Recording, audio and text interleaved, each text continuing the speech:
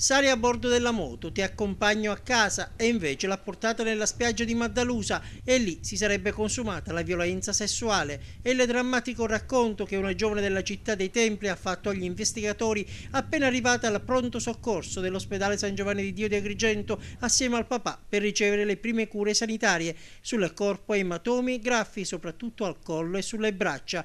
Ricostruita la dinamica e fornite le opportune indicazioni, le forze dell'ordine sono riuscite a risalire al presunto autore della violenza. Si tratterebbe di un 17enne, anche lui di Agrigento, che si trova ora in stato di fermo di polizia giudiziaria al centro di prima accoglienza per minori di Palermo. Secondo il racconto della giovane, lui, appena giunti sull'arenile, gli è saltato addosso. Lei ha cercato di resistere alla furia, ma l'aggressore le ha strappato prima i jeans e poi l'ha violentata. Subito dopo l'ha fatta risalire e sempre in motorino è stata riportata e abbandonata nelle vicinanze della sua abitazione.